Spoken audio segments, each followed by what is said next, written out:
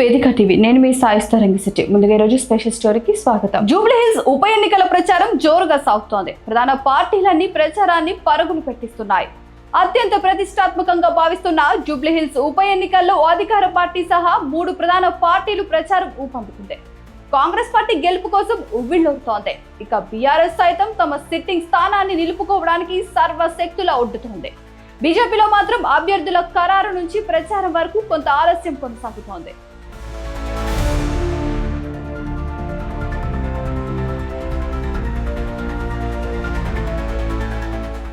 జూబ్లీహిల్స్ ఉప ఎన్నికల్లో అధికార కాంగ్రెస్ పార్టీ ప్రచారం జోరందుకుంది. జూబ్లీహిల్స్ ఉప ఎన్నికల్లో విజయానికి కాంగ్రెస్ పార్టీ పక్కా ప్రణాళికలతో ముందుకెళ్తోంది. ముఖ్యమంత్రి, ఉప ముఖ్యమంత్రి మినహా మంత్రులందరికీ ప్రచార బాధ్యతలను అప్పగించింది. ఒక్కో డివిజన్ లో 2 మంత్రులు వ్యక్తిగతంగా బాధ్యతలు తీసుకొని ప్రచార బరిలోకి దుక్కారు.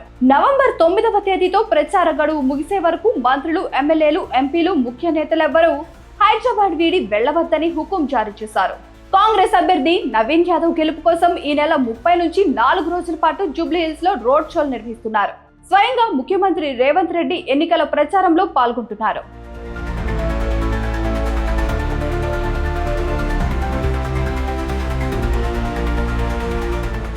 జనం నాడి తెలుసుకుని అందుకు అనుగుణంగా ప్రచారాన్ని కొత్త పుంతలు తొక్కిస్తున్నారు ప్రధాన పార్టీ నేతలు. క్షేత్ర స్థాయిలో జనాభిప్రాయాన్ని సేకరించి వారి కోర్కెలే హామీలుగా జనంలోకి వెళ్తున్నారు.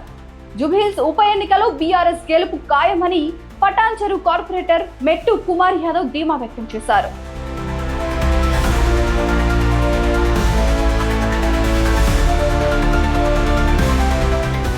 మరోవైపు జూబ్లీహిల్స్ లో పోటీ బీజేపీ, మజ్లిస్ మధ్య ఉంటుందని, మిగిలిన పార్టీలు నామమాత్రమేనని ఆ పార్టీ అధ్యక్షుడు రామచంద్రరావు ప్రకటించారు. జూబ్లీహిల్స్ ఉప ఎన్నికల్లో ఎంఐఎం అసలు పోటీలోనే లేదు. మజ్లిస్ పార్టీ అధినేత ఓవైసీ ఈ ఎన్నికల్లో కాంగ్రెస్ పార్టీకి మద్దతు ఇస్తున్నట్టు బహిరంగంగానే ప్రకటించారు.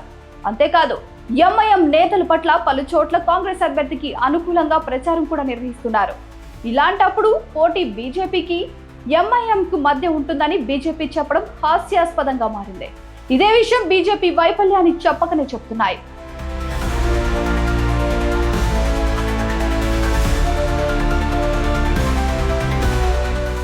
నవంబర్ 11న పోలింగ్ జరగబోయే జూబ్లీహిల్స్ అసెంబ్లీ ఉప ఎన్నిక బరిలో రికార్డు స్థాయిలో 58 మంది అభ్యర్థులు బరిలో నిలిచారు.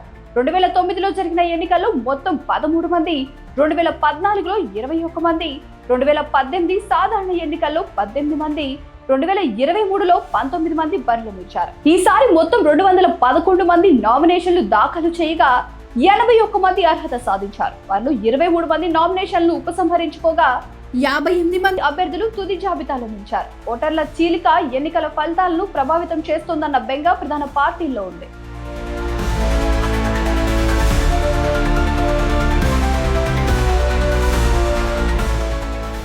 గత చాలా కాలంగా ఈ నియోజకవర్గంలోని ప్రజలు తమ డిమాండ్లను ప్రభుత్వాల దృష్టికి తీసుకెళ్తున్నారు. ప్రాంతీయ రింగు రోడ్డు, యాచారం ఫార్మాసిటీ, భూ నిర్వాసితులు, నిరుద్యోగ జేఏసీ, పింఛన్దారులు వంటి వివిధ వర్గాల సమస్యలు ఇక్కడ తెరపైకి వచ్చాయి. దీంతో ఆర్ఆర్ఆర్ భూసేకరణ నిర్వాసితులు కూడా ఎన్నికల బరిలో నిలిచారు. తమకు న్యాయమైన పరిహారం అందించాలని డిమాండ్ చేస్తూ 12 మంది అభ్యర్థులు రంగంలో ఉన్నారు. యాచారం ఫార్మాసిటీ భూ నిర్వాసితులు కూడా ఎన్నికల బరిలో నిలిచారు. తగిన పరిహారం ఇవ్వలేదని, తమ భూములను తిరిగి అప్పగించాలని డిమాండ్ చేస్తూ 10 మంది నామినేషన్లు దాఖలు చేశారు. అత్యధిక మంది అభ్యర్థుల కారణంగా పార్టీల ఓట్లు చీలి ఫలితంపై తీవ్ర ప్రభావం చూపే అవకాశం ఉంది.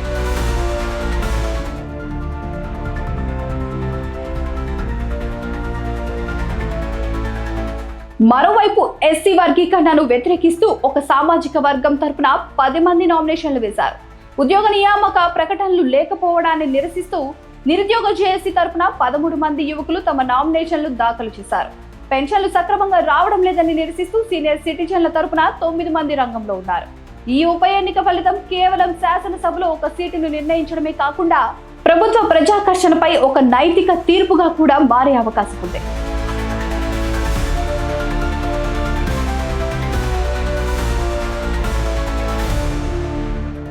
ఈ నియోజకవర్గంలో ఉన్న సినీ కార్మికుల ఓట్లు కీలకంగా మారాయి. జూబ్లీహిల్స్ నియోజకవర్గంలో అధిక సంఖ్యలో ఉన్న సినీ కార్మికులపై వరాల జల్లు కురుస్తోంది. ఈ నెల 28న పోలీస్ గ్రౌండ్స్ లో జరిగిన భారీ బహిరంగ సభకు ముఖ్యమంత్రి రేవంత్ రెడ్డి అలాగే పలువురు సినీ ప్రముఖులు హాజరయ్యారు. గతంలో సీఎం రేవంత్ రెడ్డి నిర్మాతలు సినీ ప్రముఖులను సమావేశపరిచి సమస్యల పరిష్కారంలో భాగస్వామ్యం అయినందున కార్మికులు పార్టీపై చాలా ఆశలు పెట్టుకున్నారు. సినిమా టికెట్ల ధర పెంచాలంటే సినీ కార్మికుల సంక్షేమానికి నిర్మాతలు 20% ఇవ్వాలన్న ముఖ్యమంత్రి రేవంత్ రెడ్డి ఆలోచన సినీ రంగంలోని కార్మికుల్లో అంతులేని ఆనందాన్ని నింపింది. సినీ కార్మికులు ఈ నేపథ్యంతో ఉన్న వారి ఓట్లు జూబ్లీహిల్స్ లో సుమారు 10,000 వరకు ఉంటాయని అంచనా. ఈ నేపథ్యంలో వారితో భారీ సభలు నిర్వహించడం ద్వారా కాంగ్రెస్ పార్టీకి పెద్ద మెజార్టీ సాధ్యమని నేతలు విశ్లేషిస్తున్నారు.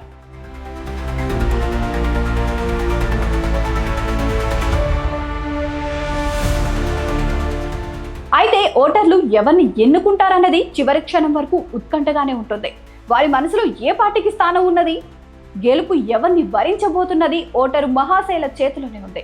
అది తెలియాలంటే ఇంకా కొంతకాలం వేచి చూడాల్సిందే. చూసారు కదా, ఇది వాళ్ళ స్పెషల్ స్టోరీ. మరొక స్పెషల్ స్టోరీ కోసం చూస్తూనే ఉండండి వేదిక టీవీ. ప్లీజ్ సబ్స్క్రైబ్ టు వేదిక టీవీ.